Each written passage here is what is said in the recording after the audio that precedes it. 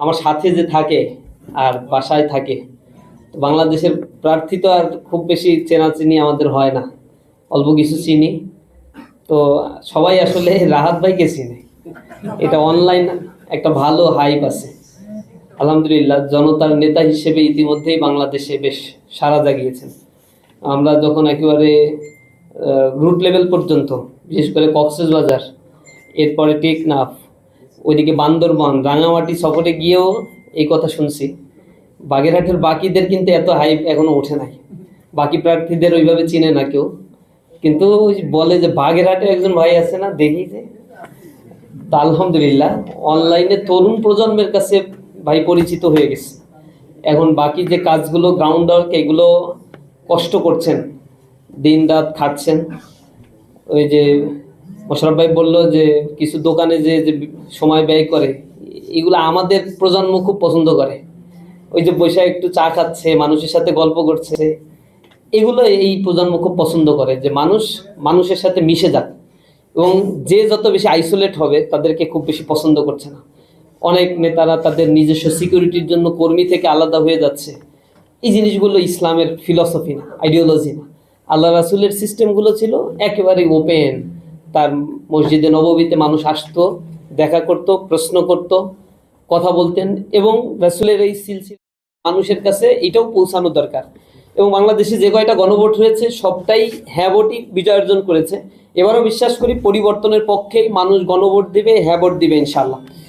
এজন্য ক্যাম্পেইনটা করতে হবে। গণভোট হলে সামনে নির্বাচন পরিচালনার জন্য যে তত্ত্বাবধায়ক সরকার গঠিত হবে, জনবল নিয়োগের জন্য সরকারি যে পিএসসি রয়েছে, নির্বাচন কমিশন যেটি নির্বাচন পরিচালনা করে থাকে, এগুলোর একটা আমূল পরিবর্তন হবে গণভোটের মাধ্যমে। সরকারি দল, বিরোধী দল, অন্যান্য রাজনৈতিক দলেরও পার্টিসিপেশন থাকবে এই ইন্টিরিম গভর্নমেন্ট হোক বা কেয়ারটেকার গভর্নমেন্ট হোক, পিএসসি হোক অথবা নির্বাচন কমিশনে।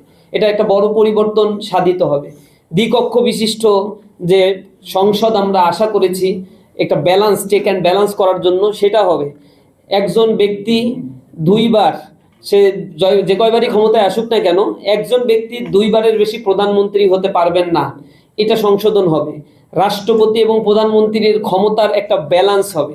মৌলিক অধিকারের মধ্যে একটা বড় ধরনের পরিবর্তন হবে, সেটা হচ্ছে ইন্টারনেট ব্যবহার, এটা মৌলিক অধিকারের অন্তর্ভুক্ত হবে।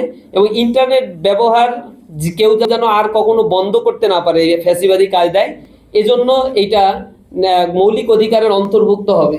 এরপরে সংবিধানের পরিবর্তন করতে হলে, কোনো মেজর পরিবর্তন করতে হলে গণভোটের প্রয়োজন হবে। কোনো রাজনৈতিক দল এককভাবে সংবিধান পরিবর্তন করতে পারবে না। এরপরে এইখানে গ্র্যাজুয়ালি উচ্চকক্ষ বা বিভিন্ন স্টেজে নারীদের পার্টিসিপেশন বাড়বে। সব মিলে এই গণভোটের যে পরিবর্তনটা, জুলাইয়ের যে চেতনা ছিল কিছু পরিবর্তন হওয়া উচিত, এই পরিবর্তনগুলো গণভোটের মাধ্যমে হবে। এই কাউন্সিলিংটাও যেন আমরা সর্বক্ষেত্রে করতে পারি, এটার থেকেও আমাদের একটু খেয়াল রাখতে হবে। এই পরিবর্তন হলে সামনে বাংলাদেশে আর বড় ধরনের মনস্টার হয়ে ওঠা, ফ্যাসিবাদ হয়ে ওঠা একেবারেই সম্ভব না তা বলবো না, একটু কঠিন হবে। কারণ অনেক সংশোধনী অনেকের কারণেই মানা সম্ভব হয়নি বা করা সম্ভব হয়নি। ভেটো দিয়ে রাখছে, নোট অফ ডিসেন্ট দিয়ে রাখছে, পরিবর্তন তারা চায়। নতুন 30 দফা 31 দফা তারাই দিয়ে দিয়েছিল, কিন্তু পরবর্তীতে এসে দেখলো যে এই পরিবর্তন, এগুলো যে তাদের অন্তরের কথা না। যখন পরিবর্তনের কথা ইন্টারিম গভর্নমেন্ট শুরু করেছিল, সংস্কার কমিশনগুলো শুরু করেছিল, তখন তাদের অ্যাটিচিউডগুলোই সেটা প্রকাশ পেয়েছে। আমি অনুরোধ জানাবো আমরা যেন এইটার পক্ষেও একটু কাউন্সিলিং করি। দ্বিতীয়, আমাদের জাতীয় নির্বাচনটা এইবারের জন্য যে সুযোগ, এটা বাংলাদেশের একেবারে ইউনিক একটা সময় আমরা পার করছি। বাংলাদেশে এরকম সময়টা স্বাধীনতার পরে আমাদের জন্য কখনোই ছিল না। দীর্ঘ সময় ধরে জামাত ইসলামীকে স্বাধীনতার পরে 2বার নিষিদ্ধ করা হলো, এরপরে তার প্রধান নেতাদেরকে ফাঁসি দেয়া হলো, তাদের মেরুদণ্ড ভেঙে দেওয়ার জন্য কি না করছে তারা। এই চিত্রটা একেবারেই সূরা কাসাসের প্রথম রূপের মধ্যে আল্লাহ রাব্বুল আলামিন সেটা বর্ণনা করে দিয়েছেন, যে আমি আপনার কাছে মূসা আলাইহিস সালাতু ওয়াস সালাম আর ফেরাউনের ঘটনা বর্ণনা করছি, যাতে ঈমানদারদের এটার মাধ্যমে স্ট্র্যাটেজি নিতে পারে, সে বুঝতে পারে যে কি আসলে হতে যাচ্ছে। আর আমি এটা বর্ণনা করছি ফেরাউনের কথা, সে তার কওমের মধ্যে বিভাজন তৈরি করে ফেলেছিল, দলে উপদলে ভাগ করে ফেলেছিল, দুর্বল করে ফেলেছিল মানুষদেরকে। এরপরে তারা নারীদেরকে জীবিত রাখতো আর পুরুষদেরকে হত্যা করে ফেলতো। সমাজে একটা অ্যানার্কি সিচুয়েশনতে তৈরি করেছিল, সে ফ্যাসাদ তৈরি করে ফেলেছিল। আল্লাহ রাব্বুল আলামিন বলেছেন ওয়ানামুন্না আলাল্লাযীনা ইসতুদিফু ফিল আরদ, আর আমি চেয়েছিলাম এই দুর্বল মানুষদেরকেই ক্ষমতায়ন করতে। ওয়ানাজআলাহুম আইম্মাতা ওয়ানাজআলাহুমুল ওয়ারিসিন, আমি চেয়েছিলাম তাদেরকে আইম্মাতা মানে নেতা বানাতে, আর আমি চেয়েছিলাম তাদেরকে এই জমিনের উত্তরাধিকারী বানাতে। এটা বলেই আল্লাহ শেষ করে নাই, ওই রুকুর পরের অংশে আল্লাহ বলছেন যে এটা হচ্ছে ফেরাউন, হামান, কারুন, সাদ্দাত এদের জন্য অনেক কষ্টের কারণ। তারা এটা চায় না এই দুর্বলটা কখনো ক্ষমতায়ন হোক, কিন্তু মানুষ যা কল্পনাও করে নাই।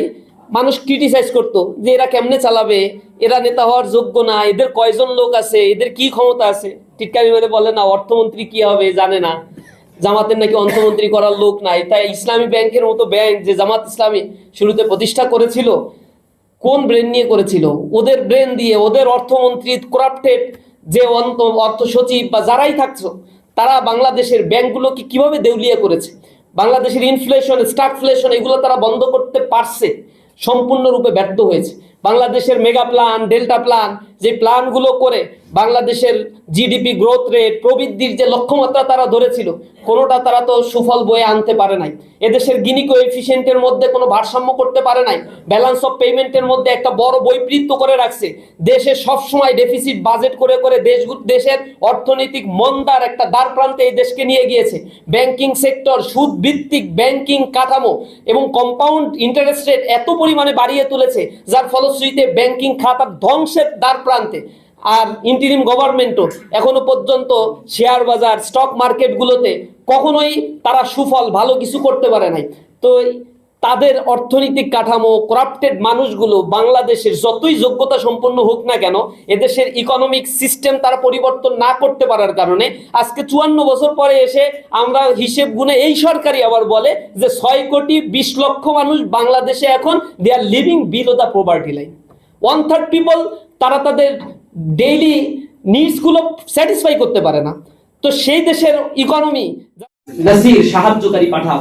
নিঃসন্দেহে সেই সাহায্যকারী হিসেবে জামাত ইসলামী বাংলাদেশের বুকে আবির্ভাব হয়েছে, যারা ইনসাফের কথা বলছে, ইনসাফের বাংলাদেশ গড়ার কথা বলছে। সেই ইনসাফের বাংলাদেশ গড়ে তোলার জন্য আমাদের জায়গা থেকে আমরা যেন কাজগুলো চালিয়ে নিতে পারি।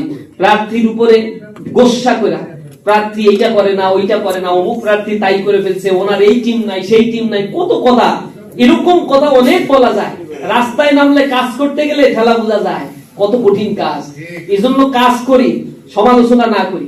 যদি কোনোটা গ্যাপ হয় বলবেন যে রাজ ভাই আপনার পক্ষে এই কাজটা আমি করে দিচ্ছি, আপনি টেনশন করিয়েন না। একটু অবয় আছে ঢাকায় বসে বসে এই কাজটা করার জন্য ঐক্যবদ্ধ হয়ে গেছে। আল্লাহর কাছে আপনাদের জন্য ভাই দোয়া করবে, কষ্ট করে হইলেও আল্লাহর কাছে এই দোয়াটা একটু পাওয়ার জন্য চেষ্টা করেন। ঢাকায় যতদিন থাকবেন একটা ইউনিট তৈরি করে আমাদের প্রচারণা এটি করি, এটা রিপোর্টিং সিস্টেমের মতো করে, যে প্রতিদিন কচুয়া সদরের আমার বাসা, আমার আত্মীয় স্বজন যারা আছে তাদেরকে আমি টার্গেট করে 100 জনকে অন্তত ফোন দিব। 100 জনকে ফোন দিয়ে দিয়ে কনভিন্স করার চেষ্টা করব। ওর মাধ্যমে আরো 10 জন 20 জনকে কনভিন্স করা যায় কিনা। এইভাবে একটা এমএলএম সিস্টেম, একেবারে একজনের দিয়ে আরেকজন, আরেকজনকে দিয়ে আরেকজন, এভাবে যদি আমরা রিচ করতে পারি, তাহলে আমাদের মাধ্যমে এখানে যে কয়জন আছি অন্তত 1000-10 ভোট তো আমরাই ক্যারি করে নিয়ে আসতে পারলাম। এবং মানুষের কাছে যদি বুঝাই বুঝাই কথাগুলো বলতে পারেন, কেন জামাত ইসলাম দরকার, কেন অন্যরা আসলে সমস্যা হবে, এই জিনিসটা এখন কর্ণকুহরে পৌঁছানো দরকার। একবার বলেন, দুইবার বলেন, অনেকের আবার সিম্পাথাইজ হয়ে গেছে, বলে যে আমাদেরকে যে টাকা দেয় 2000-5000 টাকা দেওয়ার পরে এরপরে ভোটটা না দিলে কেমন হয়ে যায় না, এটা ইমানদারের একটা বরখেলাপ হয়ে যায়, মুনাফিক হয়ে যায়। ওইদিকে টাকা খাইছে, এদিকে আবার ইমানদারের লক্ষণ দেখাচ্ছে। আমি বলছি যে এই টাকাটা যে খাচ্ছেন, এটা তো যে দিচ্ছে তার নিজের ব্যক্তিগত টাকা তো দেয় না, চাঁদাবাজি করছে, দুর্নীতি করছে, অনেক টাকা পাইছে, তার কিয়দাংশ আপনার হক কিছু আপনারা দিচ্ছে, কিছু নিজের পকেটে রাখছে, কিছু তো আবার উপরের দিকে মিরাজেও পাঠাইতে হয়। সব মিলে একটা ব্যালেন্স করে। তা আপনার অধিকার আপনারে দিছে, আপনি সেই অধিকার বুঝে নেন, কিন্তু ভোট দেওয়ার ক্ষেত্রে আবার এইখানে আবার 2 নম্বরই করিয়েন না, এখানে আবার ওই জায়গা বেশি ইমানদারি পরীক্ষা দিতে যেন না, তাহলে ভবিষ্যতে নিজের জন্য নিজেই পস্তাবেন, এই সিদ্ধান্তের জন্য নিজেই পস্তাবেন।